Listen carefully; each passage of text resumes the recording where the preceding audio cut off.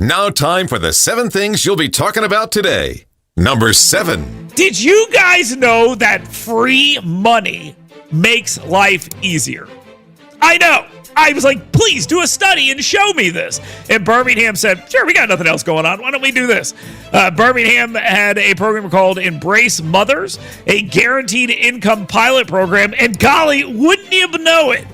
Single mothers given $375 per month had better financial outcomes. What? More money and better financial outcomes? This was private contributions, but why is this being done? Well, it's to push guaranteed income. That more government money.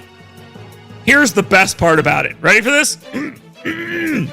The study demonstrated the positive impact of modest financial support. Like, we should open up a program that takes the fathers of these people and has them support their kids. Number 6.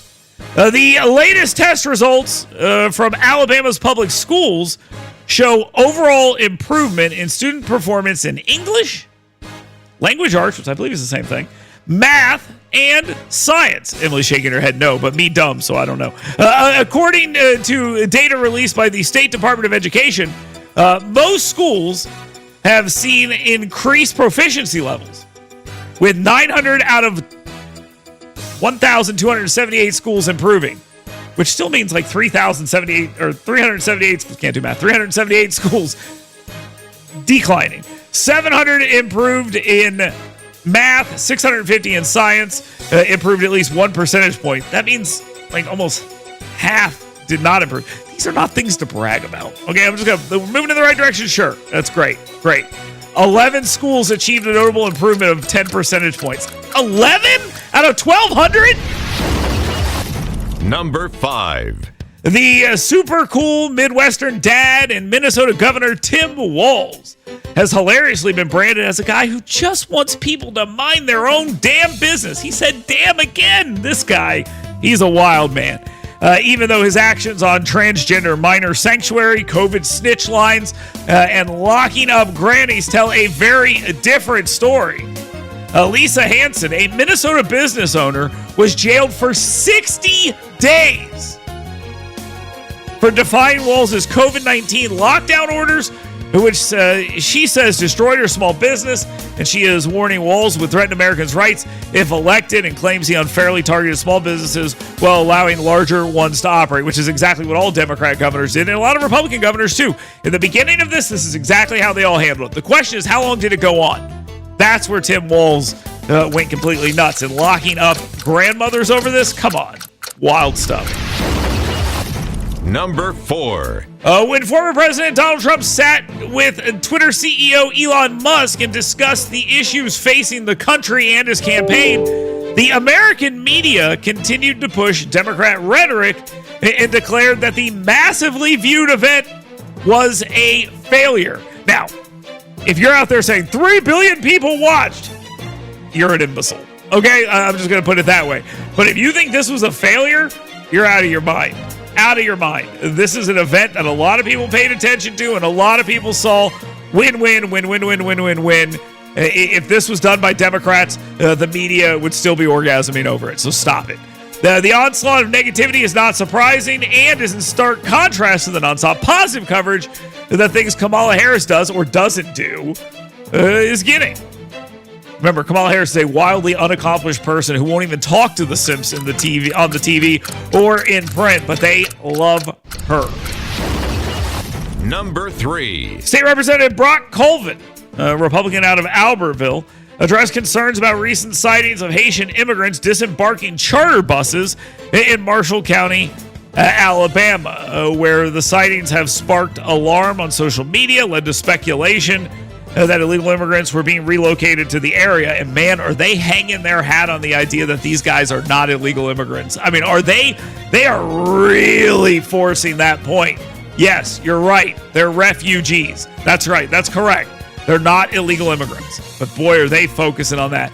Colvin clarified the buses were chartered by local industries to transport legally recognized Haitian immigrants who hold refugee statuses to and from work. And he said they're going to now use vans instead of buses, which was not the problem. The problem is not that people saw them.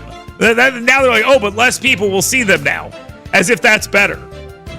Colvin then went on to condemn the racist remarks made online. I mean, just every possible play you could get here from the media. It's great. Colvin's playing right into it. Number 2.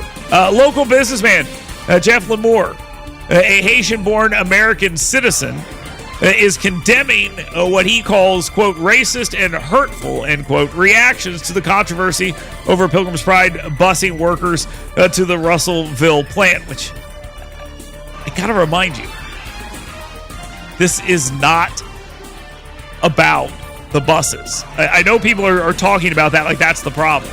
We're stopping the busing. That's not it.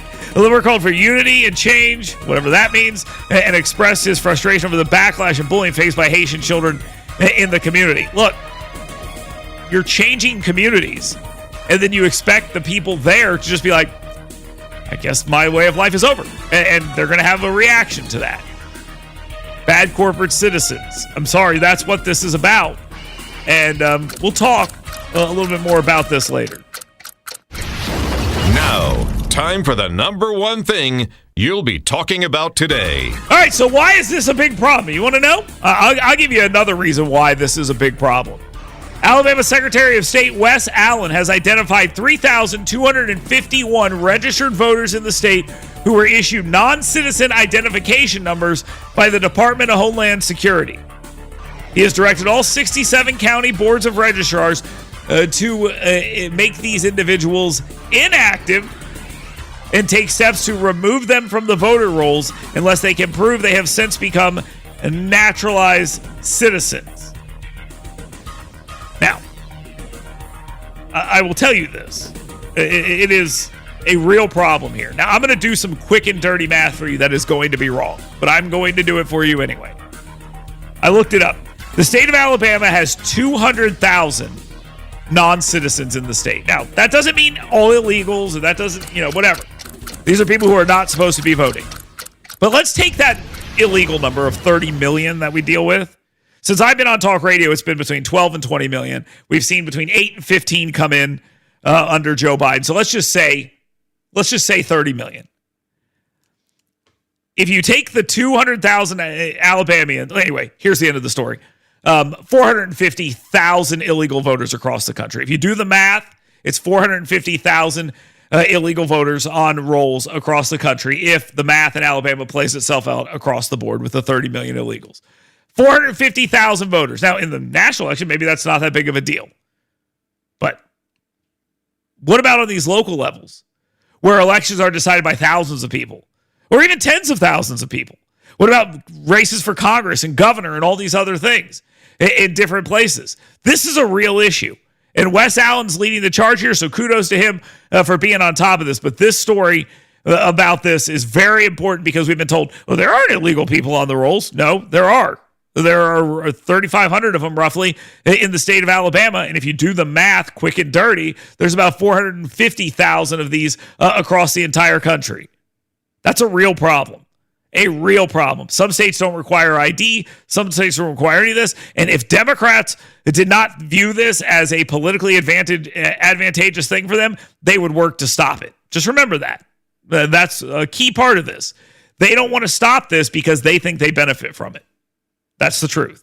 Let's take a quick time out here. You can weigh in if you would like right here, right now on the scoutpestcontrol.com WVNN hot take text line at 866-494-WVNN. That's 866-494-9866. You can talk or text there as well. QC Kinetics free speech phone lines at 866-494-WVNN. And don't forget, you can always email me.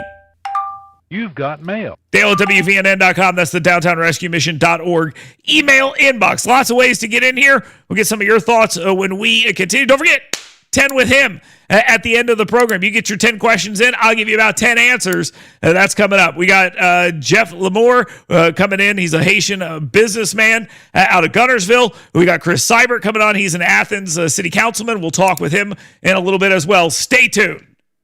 Get WVNN's Dale Jackson's 7 Things You Should Be Talking About Today right in your email box every morning. Go to yellowhammernews.com and sign up today.